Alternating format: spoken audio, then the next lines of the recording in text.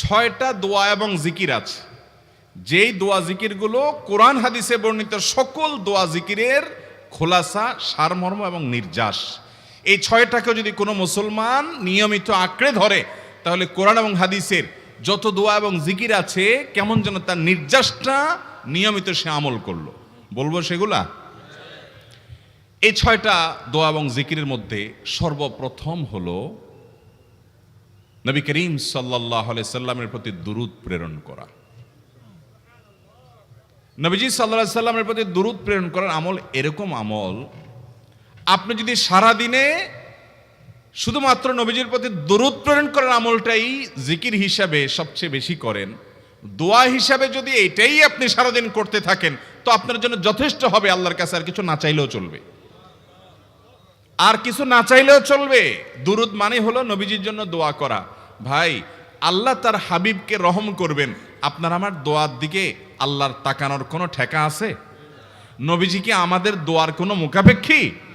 কিন্তু আমরা তার জন্য দোয়া করলে ওই চান্সে আল্লাহ তাআলা আমাদের প্রতি অনুগ্রহ করবেন। একবার না, আপনি নবীজির প্রতি একবার রহমতের দোয়া করবেন, একবার দুরূদ পাঠ করবেন।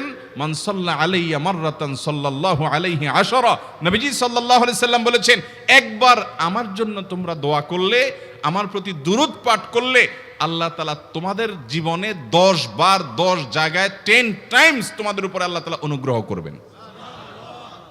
আপনি টেরও পাবেন না কত জায়গায় আল্লাহ অনুগ্রহ করেছেন। আল্লাহ বাঁচাই দিয়েছেন, একটুর জন্য শেষ হয়ে যান নাই। ওই যে দুরূদ পড়ছেন, আল্লাহ তাআলা রক্ষা করছে, আপনি খবরও নাই।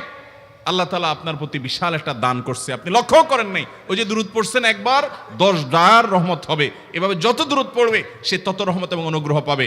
এক সাহাবী বলেছেন, ইয়া রাসূলুল্লাহ, আমি আমার দোয়ার কত অংশ আপনার জন্য রিজার্ভ রাখবো? আমি তো আল্লাহর কাছে অনেক কিছু চাইবো, অনেক কিছু নিবেদন করব, আপনার জন্য যেন আল্লাহ রহমত নাজিল করে, এটাই হলো দুরূদ। এই দুরূদটা আমি কি পরিমাণ রাখবো?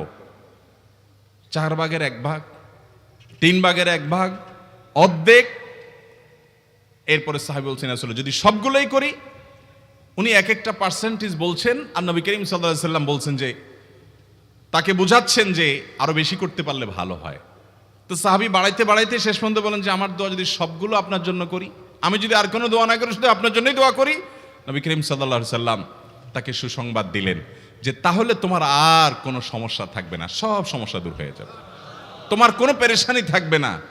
ভাইরা আমার, দুরূদের আমল এমন একটা আমল যে আপনার জীবনে কোনো বিপদ, কোনো মুসিবত, কোনো পেরেশানি, কোনো সমস্যা দেখা দিয়েছে, আপনি যদি দুরূদ পড়তে থাকেন, কোনো কিছু মনে আসছে না, অনেক সময় ছাত্র জিজ্ঞেস করে, ভাই পরীক্ষার হলে পড়া ভুলে গেছি, কি করব? আমি কি? দুরূদ পড়া শুরু করেন। আরবদেরকে দেখা যায় কোনো কিছু ভুলে গেলে তারা বলে আল্লাহুম্মা সাল্লি আলা মুহাম্মদ, আল্লাহুম্মা সাল্লি আলা মুহাম্মদ, এটা শুরু করে তারা। কারণ নবী করিম সাল্লাল্লাহু আলাইহি সাল্লাম এর হাদিস থেকে স্পষ্টভাবে, একটি নয় বহু হাদিস থেকে প্রমাণিত, যে ব্যক্তি দুরূদটা নিয়মিত পাঠ করবে, সালাত আলা নবীটাকে যে ব্যক্তি আঁকড়ে ধরবে, সব সময় তার মুখ থেকে সালাত সালাত সালাম চলতে থাকে, এই ব্যক্তির সকল গুনাহ আল্লাহ মাফ করে দিবেন, সকল পেরেশানি আল্লাহ তাআলা মুক্ত করে দিবেন। ভাইরা আমার, দুরূদের আমলটা এত গুরুত্বপূর্ণ আমল, এটা আমরা করি এখন। অনেকে আছেন যে আনুষ্ঠানিকতা যখন থাকে দুরূদের, মিলাদের, তখন একটু সালাত আলান নবী যেভাবে করেন। আর বাকি অনেকে আছেন যেগুলো করারও কোনো খোঁজ খবর নাই। দুরূদ বেশি বেশি করে পাঠ করবো তো ইনশাআল্লাহ। সবচেয়ে শ্রেষ্ঠ দুরূদ, সবচেয়ে উত্তম দুরূদ হলো দুরূদ ইব্রাহিম, যেটা নামাজে পড়েন। আর সবচেয়ে সংক্ষিপ্ত দুরূদ হলো সাল্লাল্লাহু আলাইহি ওয়াসাল্লাম। এছাড়া নবীজির প্রতি দোয়ামূলক যে কোনো দুরূদই আল্লাহর কাছে গ্রহণযোগ্য হতে পারে, যদি দুরূদের অর্থের মধ্যে, কথামালার মধ্যে খারাপ কিছু না থাকে। দুরূদের নামে অনেকগুলো দুরূদ প্রচলিত আছে বিভিন্ন বই পুস্তকে, অমুক দুরূদ পড়লে অমুক এত নেকি হয়, বা অমুক দুরূদ পড়লে এতবার পড়লে ওই বিপদ দূর হয়। এগুলো কোনো হাদিস নির্দেশিত না, এগুলো হয়তো কারোর তাজরিবা, অভিজ্ঞতা নির্ভর। কিন্তু হাদিস নির্দেশিত দুরূদ হলো দুরূদ ইব্রাহিম, আর সবচেয়ে সংক্ষিপ্ত দুরূদ হলো সাল্লাল্লাহু আলাইহি সাল্লাম।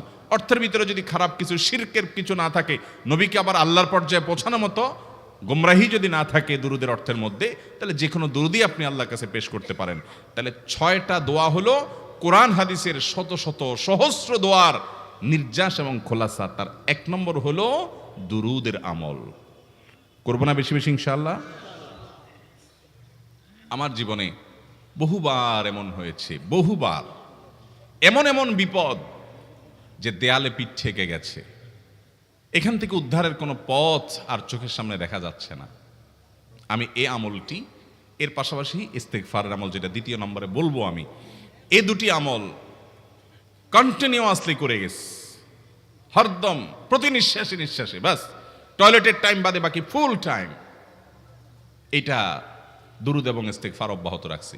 আল্লাহ তাআলা এমন ভাবে অলৌকিক ভাবে উদ্ধার করেছেন যে আমার কল্পনায়ও আসে না যে এখান থেকে এভাবে হেল্প হতে পারে। ভাইরা আমার অভিজ্ঞতার 2 পয়সার কোনো মূল্য নাই। আমার অভিজ্ঞতা কি আসলো না আসলো এটাতে কিছু আসা যায় নাই। রহমতুল লিল আলামিন আল্লাহর রাসূল আল্লাহর নবী ওয়াদা করেছেন যে আপনার পেরেশানি দূর হবেই হবে ইনশাআল্লাহ। অতএব দুরুদের আমল বেশি বেশি